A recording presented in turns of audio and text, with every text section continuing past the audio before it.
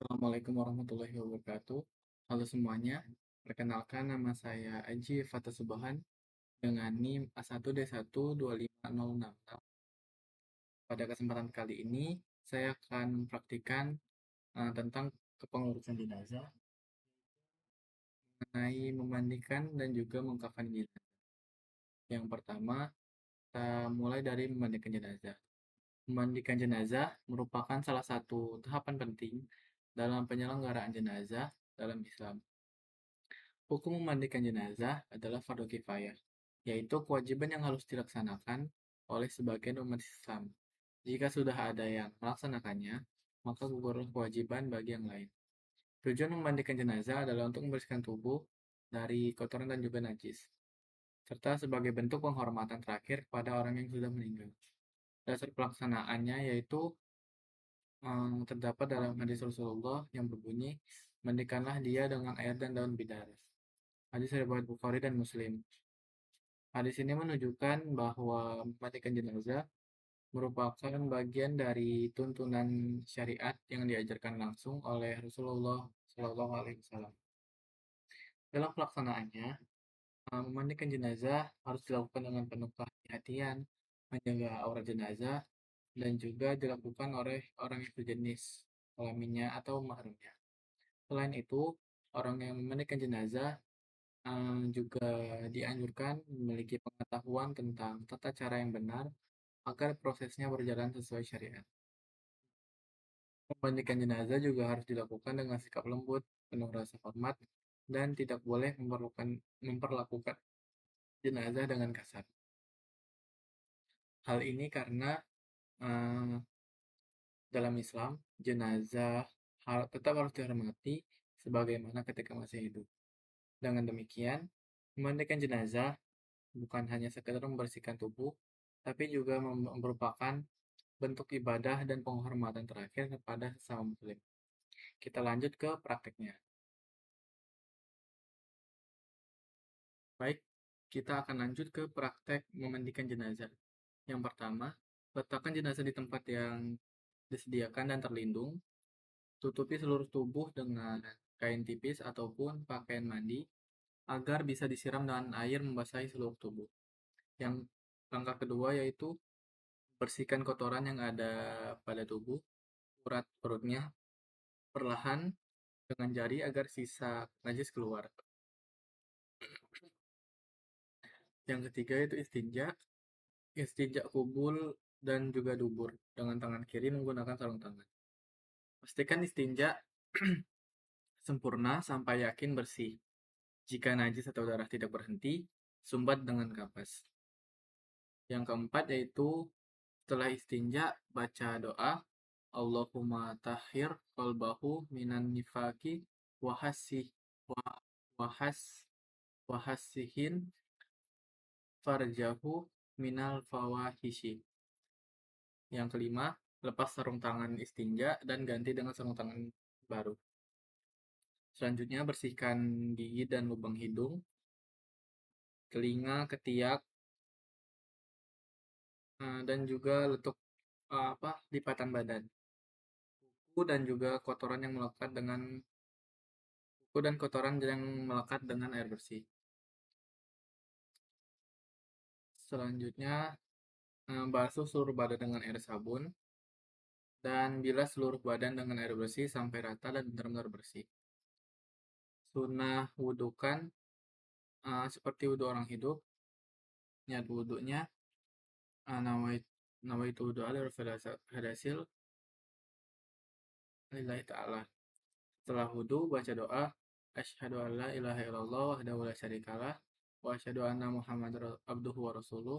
Allahumma inni ja'alni ya wa iyyahum minat tawabina wa ja'alni wa iyyahum minal mutatahhirina wa ja'alni wa iyyahu min ibadika sholihin.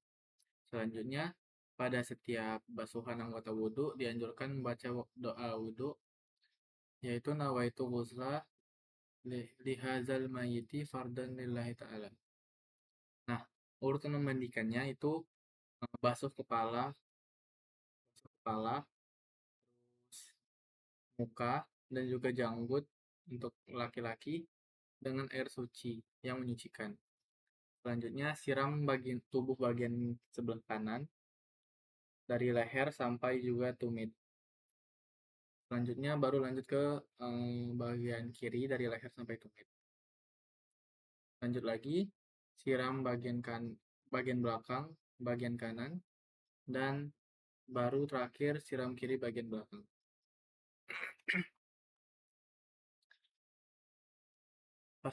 Siram dengan air bercampur daun bidara, kembang, kapur barus di bagian kanan, kiri, dan juga belakang. Siram lagi dengan air mutlak atau air tanpa campuran sebelah kanan dari kepala sampai tumit. Kanan, belakang, dengan baca Gufronaka ya Allahu ya Rabbana wa ilakal masir. Terus kiri belakang dengan membaca Gufronaka ya Rahmanu ya Rabbana wa ilaikal masir. Terus telentangkan, siram dari kepala sampai kaki sambil membaca Gufronaka ya Rahimu ya Rabbana wa ilakal masir la ilah la ilallah wahdahu la syarikalah lahul mulku wa lahul hamdu yuhyi wa huwa ala kulli syai'in qadir. Setelah selesai, baca doa Allahumma ja'alni wa iyyahu minat tawwabina wa ja'alni wa iyyahu minal mutatahhirina wa ja'alni wa iyyahu min ibadikahi sholihin. Terus ganti kain mandi dengan kain bersih dan keringkan tubuhnya. Pindahkan ke tempat lain dan tulis di dahinya dengan jari Bismillahirrahmanirrahim. La ilaha illallah Muhammad Rasulullah. Yang terakhir, setelah berdoa, periksa lagi seluruh badan. Jika masih ada kotoran, bersihkan. Jika keluar lagi dari kubul atau dubur, istinja ulang. Jika belum kena air, siram air mutlak. Jika najis tidak berhenti, sumbat dengan tegas. Kita lanjut lagi ke mengkafani. Oke, kita lanjut ke mengkafani jenazah. Mengkafani jenazah merupakan salah satu tahapan dalam penyelenggaraan jenazah dalam Islam. Dilakukan setelah proses memandikan jenazah. Hukum mengkafani jenazah adalah fardu kifayah, yaitu kewajiban yang harus dilaksanakan oleh sebagian umat Islam. Mengkafani jenazah berarti membungkus atau menutup seluruh tubuh jenazah dengan kain kafan sebagai bentuk penghormatan terakhir sebelum jenazah disalatkan dan dimakamkan. Kain kafan yang digunakan biasanya berwarna putih, bersih, dan juga sederhana, sesuai dengan ajaran Islam yang menekankan kesederhanaan. Dasar pelaksanaannya terdapat dalam hadis Rasulullah SAW. Apabila salah seorang di antara kalian mengkafani saudaranya, maka hendaklah ia memperbagus kafannya. Hadis tersebut menunjukkan bahwa mengkafani jenazah harus dilakukan dengan baik, rapi, dan juga penuh penghormatan. Dalam pelaksanaannya, mengkafani jenazah harus memperhatikan beberapa hal, seperti menutup seluruh tubuh jenazah, menjaga aurat, serta menggunakan kain yang layak dan bersih. Jumlah lapisan kain kafan umumnya berbeda antara laki-laki dan juga perempuan, namun semuanya bertujuan untuk menutup tubuh dengan sempurna. Selain itu, proses mengkafani harus dilakukan dengan sikap lembut, hati-hati, dan juga penuh dengan rasa hormat. Orang yang mengkafani jenazah juga dianjurkan untuk menjaga niat yang ikhlas karena Allah Subhanahu wa taala, serta menjadikan proses ini sebagai bentuk ibadah.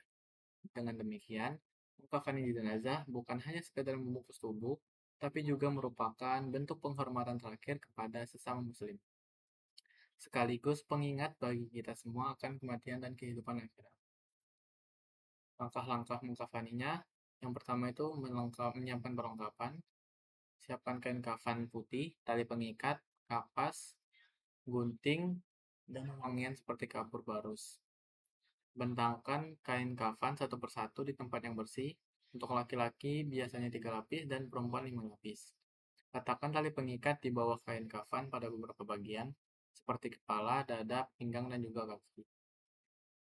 Taburkan kapur barus atau wangian di atas kain kafan dan letakkan jenazah di atas kain kafan dengan posisi telentang dan tangan disedekapkan. Tutup bagian seperti hidung, telinga, dan bagian lain yang diperlukan dengan kapas untuk menjaga kebersihan. Selanjutnya, bungkus jenazah dengan kain kafan secara berlapis, mulai dari lapisan paling dalam hingga luar sampai seluruh tubuh tertutup rapi. Ikat kain kafan dengan tali pada beberapa bagian, seperti di kepala, dada, pinggang, dan juga kaki, dengan ikatan yang tidak terlalu kencang. Sekian presentasi atau praktek mengenai tata cara mengkafani dan juga memandikan jenazah. Mohon maaf jika ada salah. Wassalamualaikum warahmatullahi wabarakatuh.